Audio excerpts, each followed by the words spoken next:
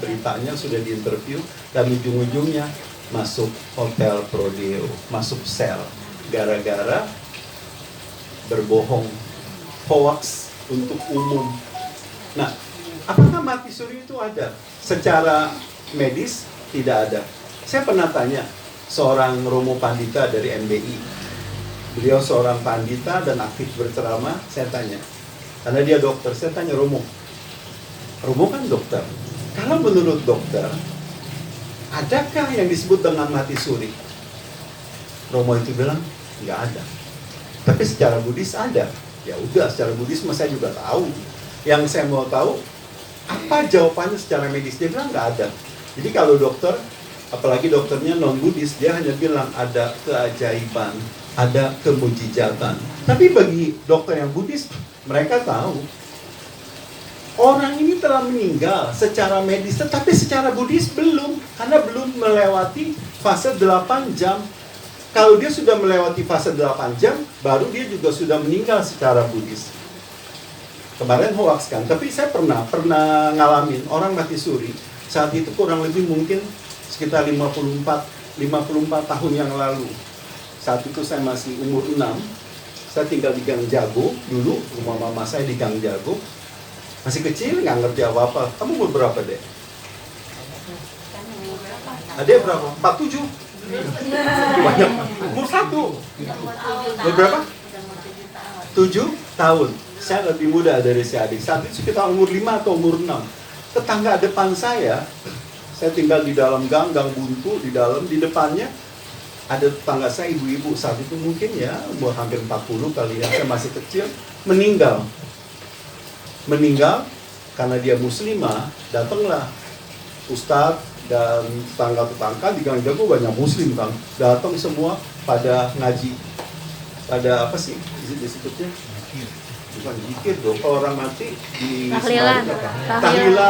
Wah, udah pada baca doa lah, baca. Begitu baca, cukup lama, mungkin 45 menit atau lebih, tiba-tiba yang meninggal buka mata. Dia nengok kiri, nengok kanan, terus dia bangun. Lu orang ngapain di sini? Pada baca tahlilan. Dia anggap, gue masih hidup. Gue belum mati kok dibacain. Apa yang terjadi? Kabur semuanya. Lari semuanya.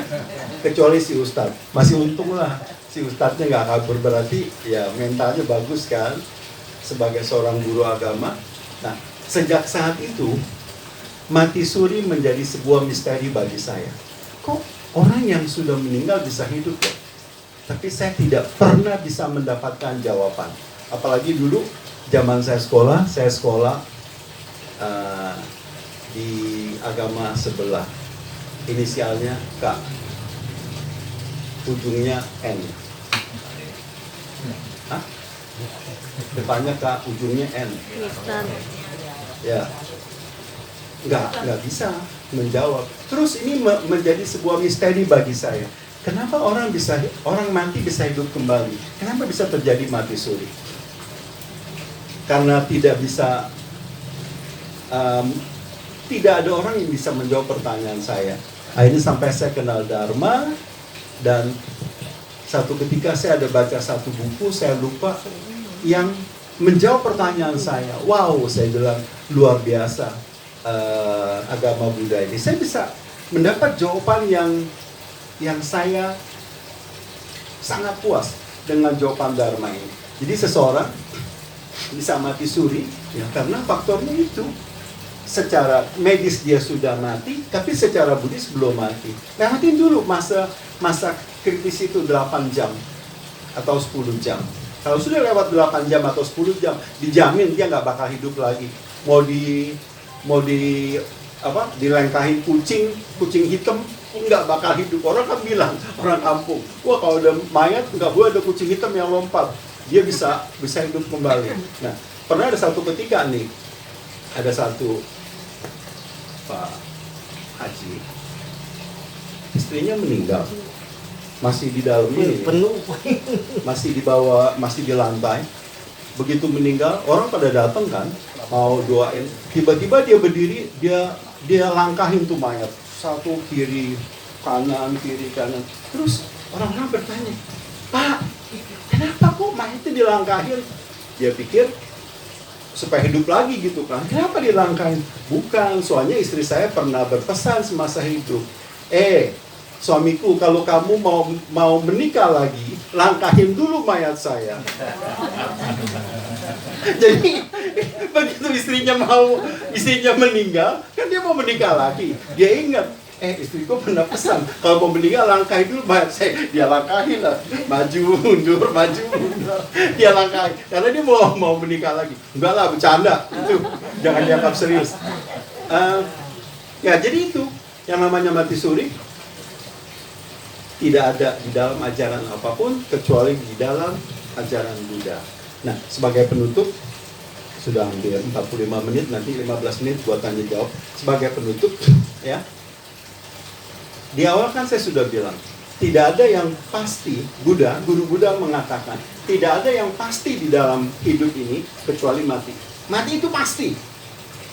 Banyak orang dari muda memikirkan tentang masa tuanya. Begitu dia sudah mulai kerja, katakan lulus kuliah kerja, dia sudah berpikir tentang masa tuanya, mulai menabung uang. Berpikir tentang masa tua. Kalau saya sudah tua, saya nanti nggak mau nyusahin anak. Jadi berpikir tentang masa tua, dia mulai nabung sedikit demi sedikit. Berpikir tentang masa tua, bagus nggak? Bagus nggak? Bagus dong. Iya. Saya juga sama, saya juga nggak mau membebankan anak saya. Makanya, mungkin sampai umur 70 pun saya tetap akan aktif, akan cari duit. Kalau masih bisa jalan, 75 pun saya masih kerja. Kenapa? Saya tidak mau membebankan anak. Anak punya tanggung jawabnya sendiri.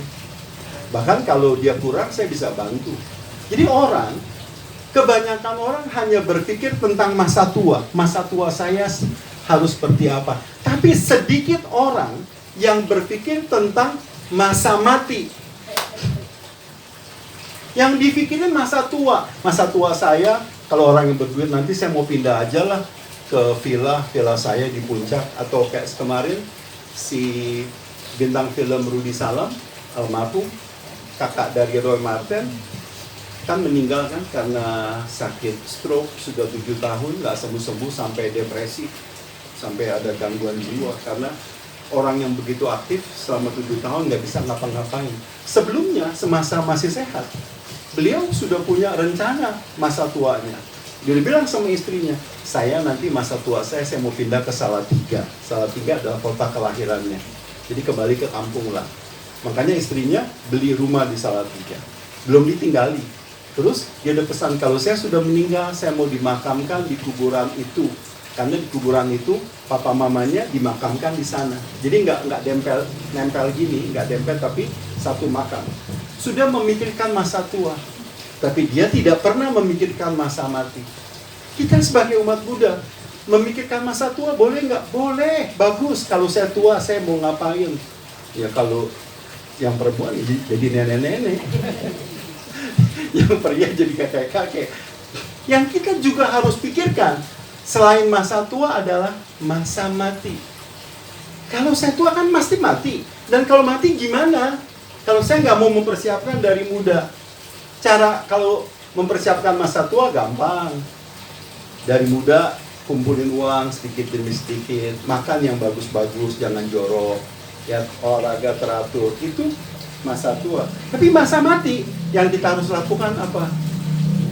Berdana. Romo, saya nggak punya duit. Kalau nggak punya duit, ya, kalau Anda masih bisa merokok, berarti Anda masih punya duit. Berdana kan nggak harus 50.000, 100.000. Kalau mampunya 1.000, ya 1.000. Mampunya 2.000, ya 2.000. Berdana. Kalau nggak punya duit sama sekali, berdana tenaga. Ketika ada orang yang meninggal, kita ikutan baca parita, itu berdana tenaga. Tetangga kita ada masalah, kita datengin rumahnya, kita bantu, itu pakai tenaga, itu berdana. Jadi berdana tidak melulu dengan uang. Setelah kita bisa berdana, ya, yang kedua adalah praktek 5 sila. 5 sila tahu nggak? Hafal, Romo. Panatipata Veramani, Sikapadang sama Diami, Adinadana Veramani, Sikapadang sama Diami. Artinya tahu. Aku bertekad untuk tidak membunuh, aku bertekad untuk tidak mencuri atau mengambil barang yang tidak diberikan. Aku bertekad untuk tidak melakukan hubungan asusila. Aku bertekad untuk tidak berdusta, berkata kasar, memfitnah. Oke. Yang kelima, aku bertekad untuk tidak mengkonsumsi narkoba, apalagi minuman keras, apalagi mabuk di minuman keras, merokok pelanggaran sila. Bagi saya merokok ada pelanggaran sila. Sebagian umat Buddha bilang, oh merokok nggak melanggar sila, ya karena dia perokok. Nah, jadi setelah kita berdana, kita taat dengan 5 sila, dengan berdana taat 5 sila 2 saja, kita tidak pernah akan jatuh ke 4 apaya bumi alam rendah. Minimal kita akan terlahir kembali sebagai manusia atau sebagai dewa. Tapi kalau bisa janganlah lahir sebagai manusia atau dewa, karena mati lagi sampai kapan? Jadi selain berdana, taat dengan 5 sila, yang ketiga meditasi, belajar meditasi. Wah, umat Buddha kalau sudah ngomong meditasi, apalagi umat-umat wihara Setia Pratnasandi, udah kalau meditasi pada meditabo, meditasi sambil bobo. Meditasi. Ketika kita kuat dengan, ketika kita berdana, kita taat dengan 5 sila, kita bermeditasi, syukur-syukur kita bisa mencapai arus, mencapai tingkat kesucian Sotapanna. Bila seseorang di kehidupan sekarang sudah mencapai tingkat kesucian Sotapanna dan dia meninggal, paling banyak 7 kali lagi dia lahir, dia akan menjadi seorang arahat. Paling banyak 7 kali, jadi bisa kurang. Nah, jadi tanpa mau meditasi, ya kita harus hidup jutaan kali lagi. Karena dana dengan 5 sila aja tidak cukup tanpa meditasi. Oke. Wah, sudah 50 menit. Ya, semoga sharing saya ini tentang misteri mati suri bermanfaat. Oke, sekarang saya persilakan Ibu Bapak bertanya. Masih ada 10 menit. Pertanyaannya boleh tentang mati suri, boleh tentang pertanyaan di luar mati suri.